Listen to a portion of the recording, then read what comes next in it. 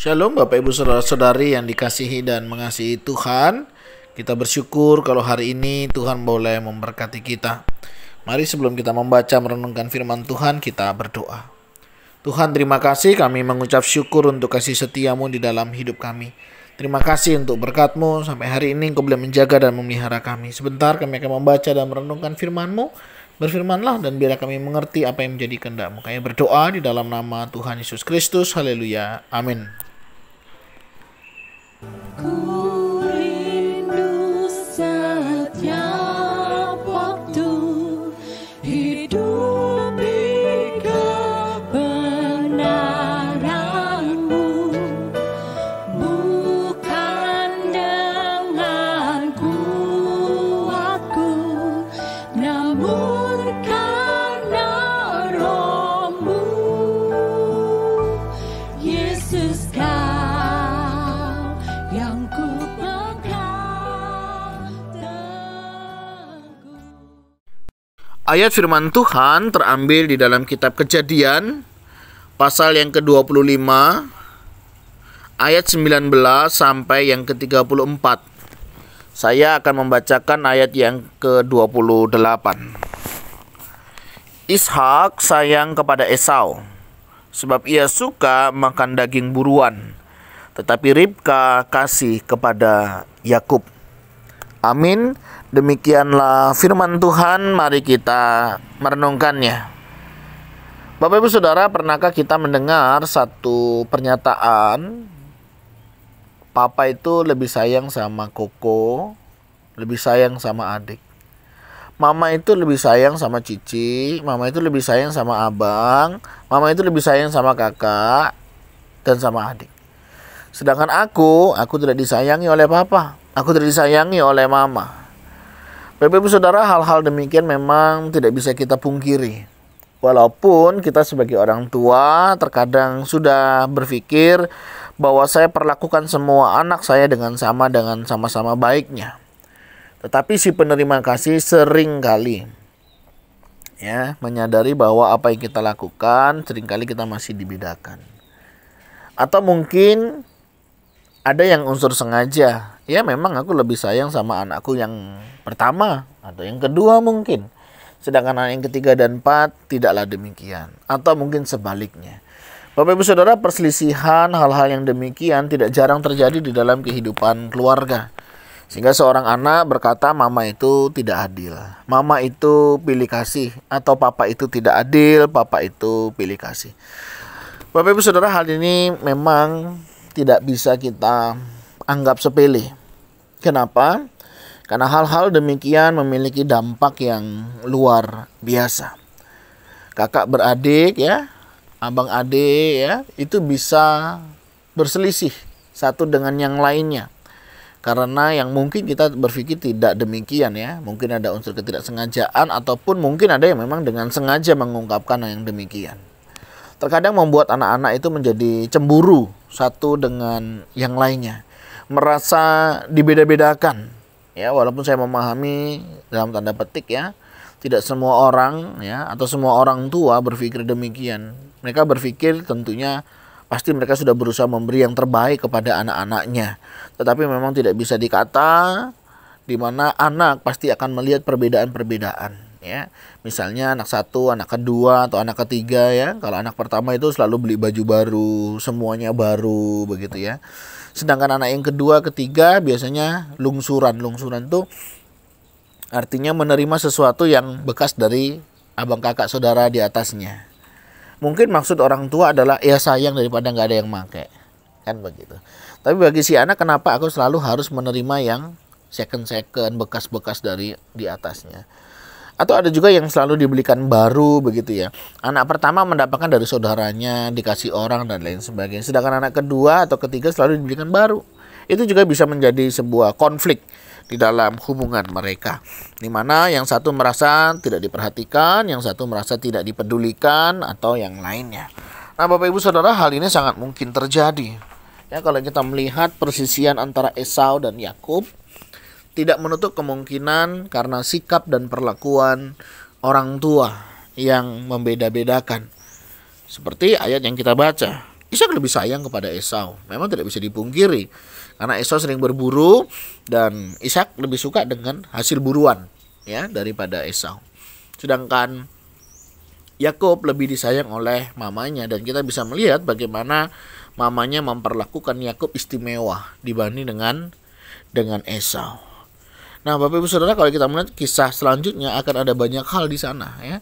Seperti misalnya di dalam perikop ini Esau bisa menjual hak kesulungannya dan menganggap itu sesuatu yang remeh bagi dia. Toh aku juga akan mati. Buat apa? Padahal harusnya tidaklah demikian. Nah, Yakub melihat kesempatan ini terjadilah penipuan di sana. Bayangkan saudara ketika anak-anak kita mendapatkan kasih yang berbeda dari kita orang tua. Itulah yang akan mereka dapatkan. Itulah yang akan mereka lakukan. Mereka tidak dapatkan dari orang tua, mereka akan lakukan sendiri kepada saudaranya. Sehingga tidak jarang antar persaudaraan bisa terjadi perpecahan. Bisa terjadi perselisihan yang cukup panjang. Nah saudara, bagaimana sikap kita sebagai orang tua hari ini? Mari kita belajar untuk memperhatikan anak-anak kita dengan adil. Memang adil tidak harus sama rata. Adil tentunya memberikan sesuai dengan kebutuhan. Dan tentunya tidak lupa untuk dikomunikasikan. Kadang kita merasa, anak nanti juga tahu sendiri.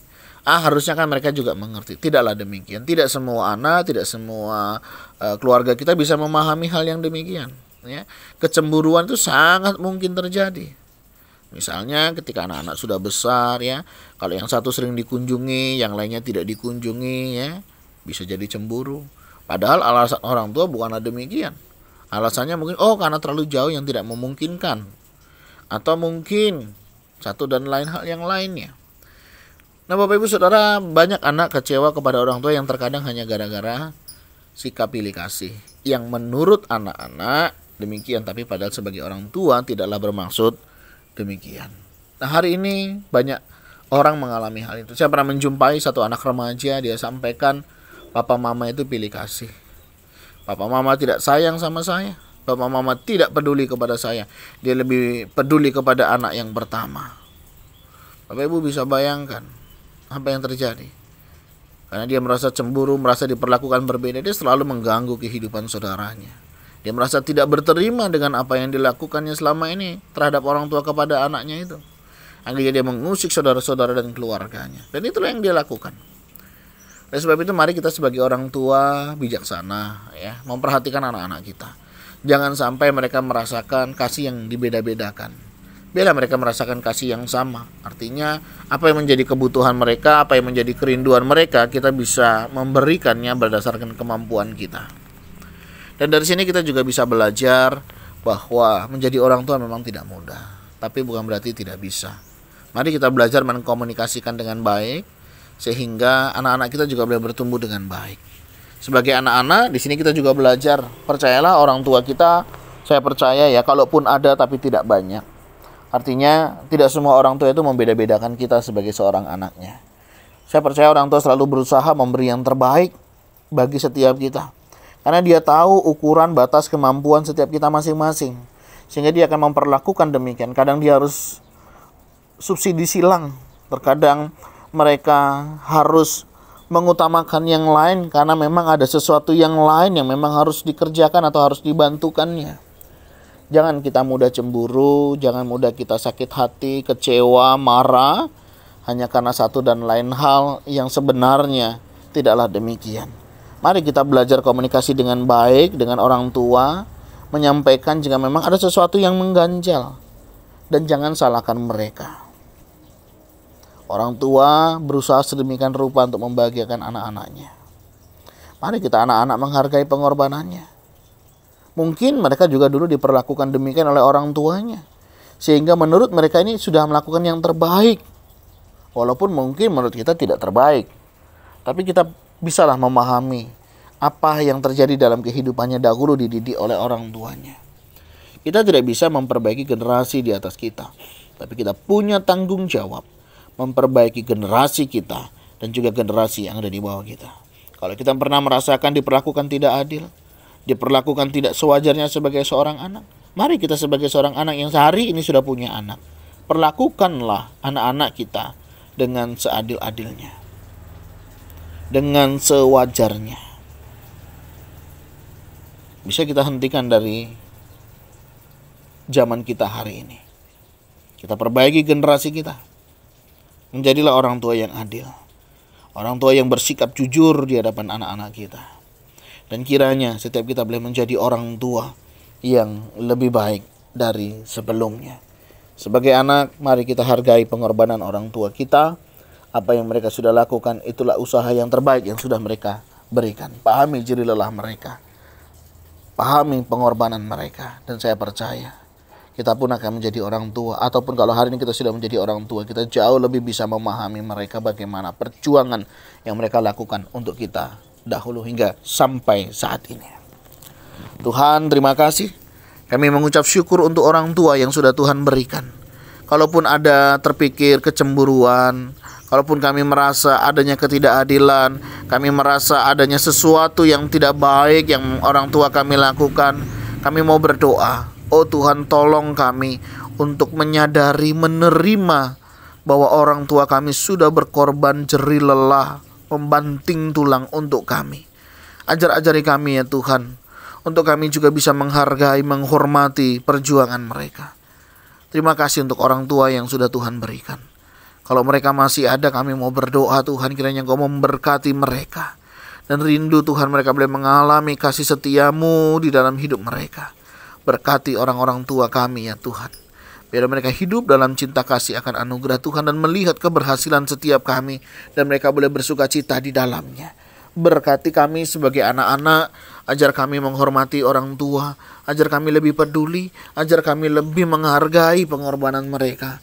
Mungkin ada di antara kami masih merasa tidak diperlakukan dengan adil. Kami masih cemburu dengan saudara-saudara kami. Oh Tuhan, tolong kami. Buka mata hati kami dan ajari kami untuk kami juga boleh belajar lebih baik lagi. Terima kasih ya Tuhan. Ini doa seru kami. Jika ada di antara kami orang-orang tua yang dikecewakan, orang-orang tua yang mengecewakan, kami juga mau berdoa, Tuhan ampuni, Tuhan berkati, Tuhan yang pulihkan. Jika ada di antara kami anak-anak yang merasa diperlakukan tidak adil, jika ada di antara kami diperlakukan menurut kami kurang disayangi, kami mau berdoa, Tuhan jamah hatinya, Tuhan pulihkan hidupnya, dan kami percaya Tuhan yang akan memberkatinya. Terima kasih ya Tuhan. Ini doa seru kami yang kami naikkan di dalam nama Tuhan Yesus Kristus. Kami berdoa, ucap syukur, haleluya, amin. Bapak Ibu Saudara, demikianlah renungan kita hari ini. Kiranya kita boleh menjadi orang tua yang baik, orang tua yang mengasihi anak-anak kita. Dan sebagai seorang anak, mari kita hargai orang tua kita, kita hormati mereka, dan biarlah kita menjadi juga nanti orang tua yang baik. Mari kita punya tanggung jawab memperbagi generasi kita dan generasi yang ada di bawah kita. Kiranya Tuhan Yesus menolong dan memberkati kita semuanya. Shalom.